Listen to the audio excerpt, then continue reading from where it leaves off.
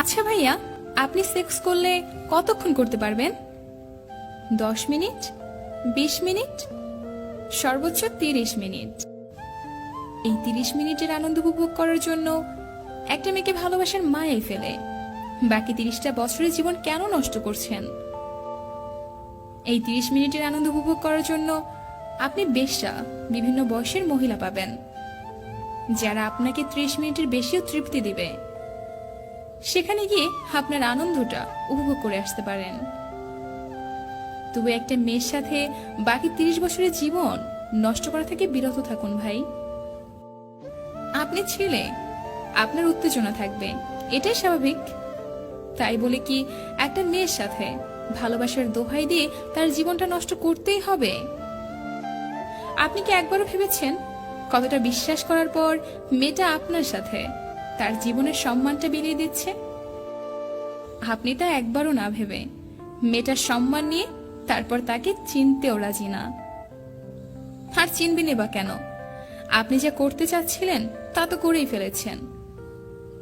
কিন্তু মেয়েটার কথা একবারও ভাবলেন না যে আপনার 30 মিনিটের আনন্দের জন্য মেয়েটার জীবনটা নষ্ট হয়ে গেল। আচ্ছা মেনে নিলাম, বয়সের টানে পড়ে না হয় এই অকর্মটা করেই ফেললেন। তাই বলে কি এটা আবার বন্ধুদের শোনাতে হবে? সেটা করে বন্ধুদের শুনিয়ে কি বোঝাতে চান? আপনি পৃথিবী জয় করে ফেলেছেন। কিন্তু বন্ধুদের কাছে অকর্মের কথাটা শেয়ার করার আগে একবারও ভাবলেন না। আপনি আপনার বন্ধুদের ছড়াচ্ছেন, আপনার বন্ধু আবার তার বন্ধুকে ছড়াবে, তার থেকে আবার অন্য কেউ। এভাবে ছড়াতে ছড়াতে শেষে সেই মেয়েটির পরিবারের কানেও যেতে পারে। আচ্ছা ভাই, একবার ভাবুন তো, সকালে উঠে যদি আপনি শোনেন আপনার আদরের বোনটারও আপনার মতো কাউকে বিশ্বাস করে নিজেকে তার কাছে বিলিয়ে দিয়েছে এবং এটা এখন এলাকার মানুষ বলা বলি করছে, তখন আপনার অথবা আপনার পরিবারের কি অবস্থা হবে? রাস্তা দিয়ে যাচ্ছেন, আপনার বাবার সাথে কেউ আপনাকে ইঙ্গিত করে বলল, ওই দেখ অমুকের সাথে বিছানায় শুতে যাওয়া মেয়েটার বাপ কিংবা ভাই যাচ্ছে। তখন আপনার কেমন লাগবে? যদি আপনি মানুষ হন তবে আমার ধারণা আপনার তখন আত্মহত্যা করতে ইচ্ছে করবে। বয়সের টানে পড়ে 30 মিনিটের আনন্দ উপভোগ করে সেটা খুব সুন্দর করে বন্ধুদের শোনাচ্ছেন, কিন্তু একবারও ভাবছেন না এই কথাটা মেয়েটার পরিবারের কান পর্যন্ত পৌঁছানোর পর তাদেরও আত্মহত্যা করা ছাড়া আর কোনো রাস্তা খোলা থাকবে না। আপনার আর কি, জানাজানি হওয়ার পরেও আপনার কিচ্ছু হবে না, কারণ আপনি ছেলে।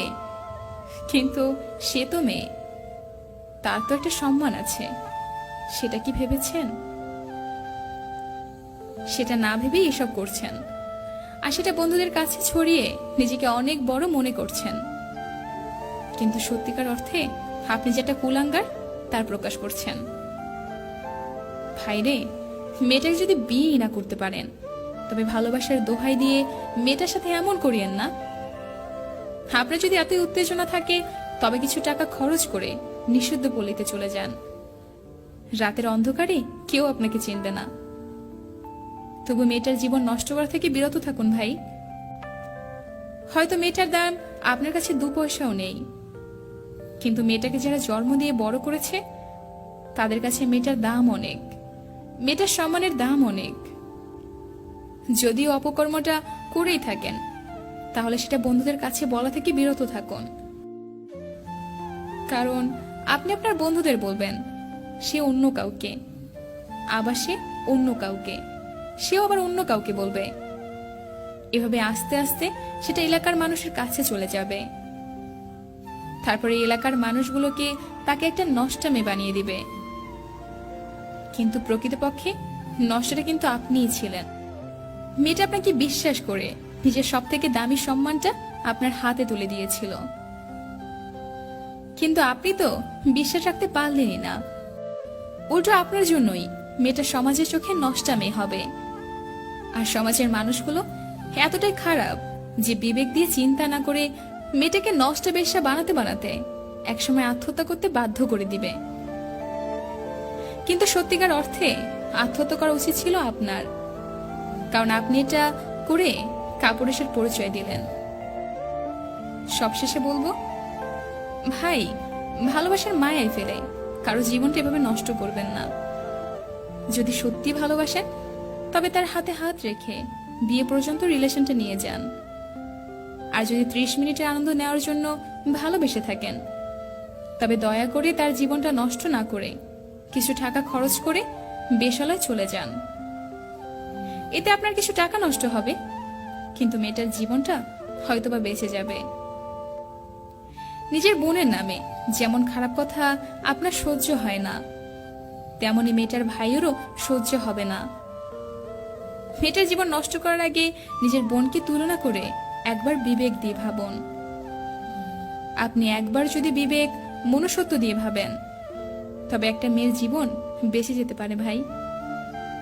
আমি জানি আমার কথাগুলো অনেক ভাইয়ের কাছে পছন্দ হবে না, তাই এত কিছু কেন বললাম শুনেন। আমাদের গ্রামের পাশের পাড়ায় এক বোন তার বিএফকে বিশ্বাস করে তাকে খুশি করার জন্য নিজের ইজ্জতটা বিলিয়ে দিয়েছে। কিন্তু তার আদরের বিএফ তার ইজ্জত নিয়ে তাকে এখন ছুঁড়ে ফেলে দিয়েছে। কিন্তু একবারও ভাবিনি মেয়েটার কথা। তারপর তার মুখ থেকে কথাটা ছড়াতে ছড়াতে সেটা এখন বড় আকার ধারণ করেছে। ছেলেটা তো কিছুই হয়নি, কিন্তু এখন মেয়েটার পরিবার আর মাথা তুলে দাঁড়াতে পারছে না। এলাকার মানুষের চোখে মেয়েটা বেশ্যা, ছেলেটা ফেরেশতা। এখন আর কি করবে?